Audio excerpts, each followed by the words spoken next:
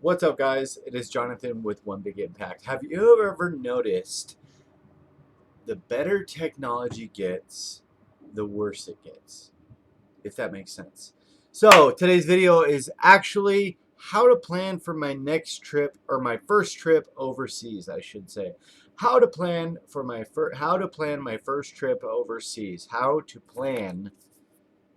go overseas, Jonathan. Get it right. So, really quick, and I did write an outline. I used to do that, and I used to stay more on track. So, today, we're going to do that again. So, first of all, drink your water.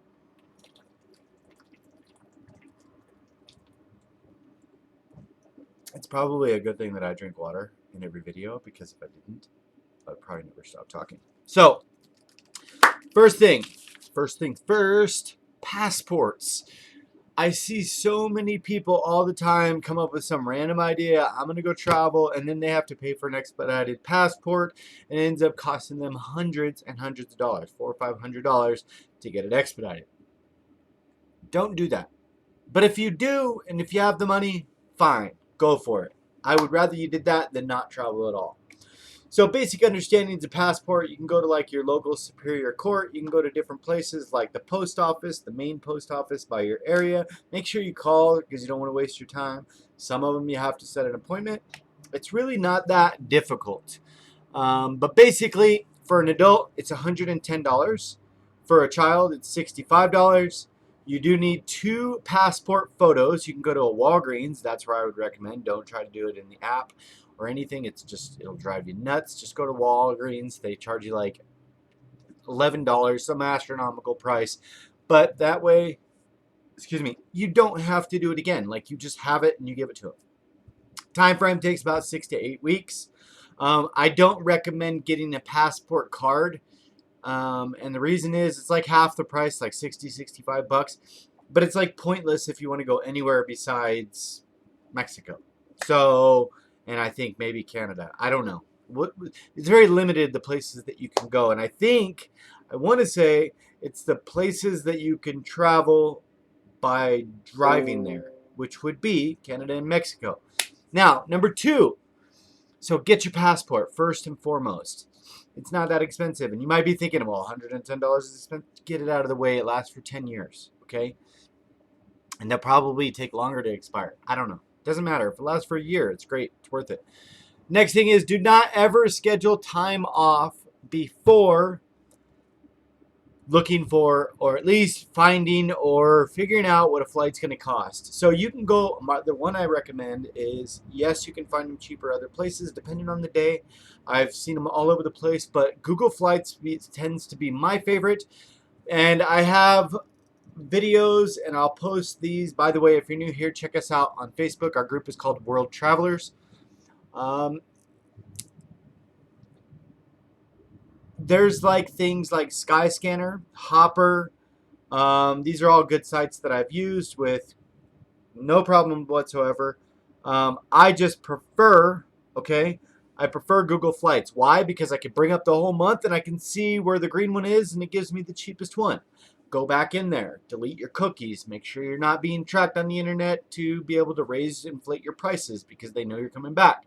There's all kinds of information that I talk about in that other video, and I'll do my best to remember to link it in the description below on how to get cheap flights, because that is a whole thing in itself. But you have to understand, if you book a flight, if you book time off, say you're like, I'm going to go from May 2nd to May 14th, and you get that time off, if you come back and you're like, I want to go to Egypt on these days, you come back, that specific week may be crazily astronomically expensive in that time of year. On that week sometimes, just that day. Like, that day could be completely screwed.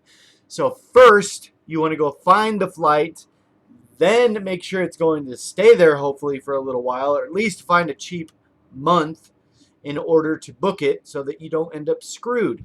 And then go ask for your time off. You get your time off, book the flight immediately. Now, don't take that the wrong way. Do what you want to do, okay? But just letting you know.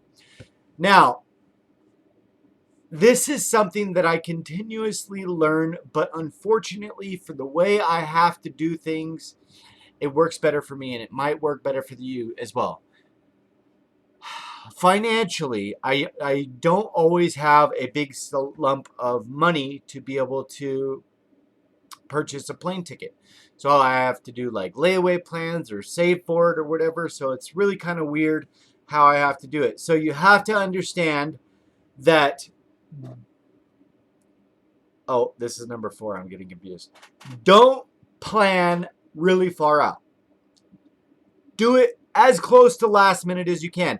And last minute for like a big travel across the ocean could be like 30 days, 40 days, something like that. Or it could be 2 weeks.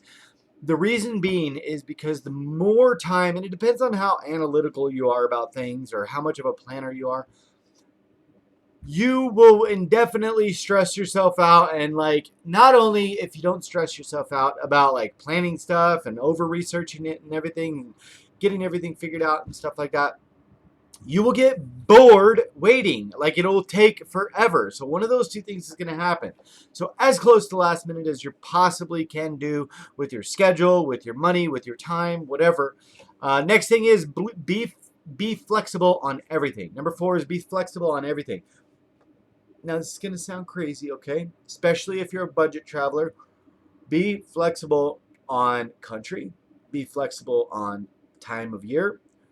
Meaning, like, it could be, or not time of year, time of day. It could be like a red-eye flight. Understand that flights will be way cheaper at night if you're leaving at midnight. It doesn't matter, because if you're on a 20-hour flight, who cares? You're probably going to show up midday anyway, like, or middle of the night anyway. Who cares? It doesn't really matter. It's all a learning curve. And then the season. Some of the best experiences I had were not in like prime season. Everybody told me not to go to Asia year before, whatever it was. I went to Laos, Vietnam, Thailand, Indonesia, and China. And everybody said, don't go to that time of year. It's so hot. You're not going to like it. And it was actually the best travel experience as far as like meeting people and the culture. It was by far one of the most memorable experiences of my life, of my travels so far. Probably like top 3. So I did not listen to that. I went, had fun, and there was other people that were having fun as well. So it really didn't matter. Next one is do not over plan stuff. You do not have time to do everything. I'm not really a planner, I'll be completely honest. I don't really plan stuff to do. If I link up with people and stuff like that, then I tend to do different things that I normally wouldn't, like little touristy type things, or like motorcycle bike rides or something, just random, like, could be anything. It could be go see a show, different things. That's normally not something that I do by myself. But when I meet up with people, I tend to. But I've seen this mistake. People plan, and they think that they are going to go to a bustling, metropolitan, huge, massive, culturally diverse, absolutely packed place like London, and they're going to, which they don't know, they're not comfortable with this city, they have no clue where anything is, and transportation is completely different, currency is completely different, you don't have a vehicle usually. It could be a language barrier depending on where you're going and stuff like that. And then on top of that, you're going to try to do 13 things in a day. Good freaking luck. It's not going to happen. And if it does, you're not going to enjoy it. I would say like 2 to 3 things a day max. And I would say 1 or 2 would be perfectly fine. The next thing, and the reason I say that is because you really want to enjoy your experience. You don't want to be more stressed out there than you are at home. It's vacation. Chill out. Sometimes one of my favorite things is people watching people watchers. I watch people that watch people. So I watch people's expressions when they're watching people. And that costs nothing. And I relax and I get to see all the experience and everything, and it's really cool. Next thing is, if you don't need it at home, you don't need it when you travel. There's a couple exceptions, I'll be completely honest. Like this is an exception. This is like a little battery life thing that I can charge my phone. But 99% of what you think that you need when you travel, if you don't use it in your own home, you're not going to use it when you travel. Not only are you going to waste a ton of money buying that crap, but you're going to have to lug that stuff around. And this travels right into the next one. Pack light. I learned this lesson the hard way. The only time I packed kind of heavy, well, I used to pack kind of heavy, is if you're staying in one place for like a month. Pack as heavy as you want because you only got to bring your stuff once. But the problem with that is when you do that, if the airport potentially loses your stuff, what they've done to mine when I packed really heavy one time, they lost it all. And I got it back. It ended up getting shipped to me, but it was literally like a day, 3 days, 4 days later. Like it was really bad. So it's a huge hassle, and it's not really worth the mess. The reason being, I don't have it with me, but I'll put my backpack in the link in the description below. It's called a Protege bag. I actually just found another pocket on it today. I kind of want to buy another one because it is such a cool backpack and it's really tough material. By the way, Ellen, thank you if you watch this video. Ellen bought me a bag a few years ago. I guess it's been a few years.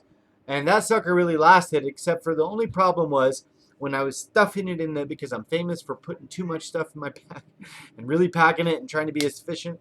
When I was stuffing it in the airplane thing to check, because I always check myself because I don't want to be embarrassed. I'm telling you, you got to take your dirty underwear out, Jonathan. We need to say what you got in your bag. I was not cool with that. So I was stuffing it in there and it got caught on a thing and like cut it open. So over time it just frayed and got all nasty. So I had to retire the bag eventually. And now I have a new bag. So that will be in the link in the description below. I will probably put cheap flights. I'm going to write these down because I promise you I'm going to do my best to put them in there. Cheap flights, Protege bag.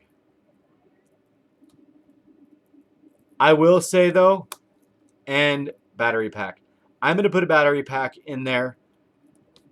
And that is probably one of the single most important accessories, maybe even two, that you could carry, or just one really like high milliamps that can charge your phone. You do not want to get off the plane and have a dead phone when you're trying to catch some kind of taxi or try to get directions in a foreign country. It happens to me like almost every single time that I don't have one of these, and it drives me freaking nuts because you got to sit there and your phone will never charge slower in your life than when you're freaking waiting for it to finish. So that being said, I'll put some battery packs in there. Even one step further, I'll put a solar battery pack in there because that's really cool too, because it can recharge itself and you don't have to worry about any power. It never fails. It will always be dead when you get off the plane if you don't have one. Next thing is one backpack. That's what I mean. That's what I was trying to get to. Just one bag. And it might sound crazy, but I've spent 3 months overseas with one backpack. Okay? It's possible. I promise you. And it's simple. And people are like, I'm a female. I see females doing it all the time. Okay? Most of the freaking travelers that I see are females, believe it or not. Next thing is right into the not that particular thing, but I'm saying, this is going to sound weird. Don't take this the wrong way. Let me finish my comment. Don't be stupid, be street smart. And the reason I say that in tangent with the female is not what you think. Okay, it's not what you think. Females are almost indefinitely 10 times smarter when they travel than guys are. And I commend all of you females that are really good, smart, super awesome, thrifty, intelligent, street smart travelers, because I am almost all the time I see guys going on Tinder dates and getting mugged or robbed and doing different stuff, and then the females are like, yeah, no, I'm not going out at night with a stranger, and then nothing ever happens to them because they're really using those key things like the intuition and focusing on those things, because you really do have to listen to your instincts when you travel. Maybe don't go out at night unless you're with multiple people, and especially I probably wouldn't do that if you're like for instance, when I was in Colombia, it was not like a super hip place to go out at night. I did it, but it wasn't like a regular thing. First of all, if you are different, like meaning I'm a big giant white guy, like not big giant, but like I'm a big white guy, and it's easy to spot that I'm different, and it's easy to spot that I'm a traveler. So you don't want to be caught walking around being stupid in the middle of the night. So always be street smart. make sure you're not being stupid, and you'll be fine, okay? I have, knock on wood, not had any issues with anybody trying to be mean or offensive or mug me or anything like that, so remember that. Number 9, slow the heck down and don't just see the world behind a lens. That was actually a tip I stole from somebody that I traveled with on my first travels. They are not watching my videos, so it doesn't matter. But it really made sense because we go, we're always taking pictures and stuff. And the thing that you have to realize is, yes, that's great. And I want you to take lots of pictures and stuff, but sometimes put the camera down. Soak up what's happening. Because you don't want to think, oh, wow, it was so beautiful and I saw it through a lens.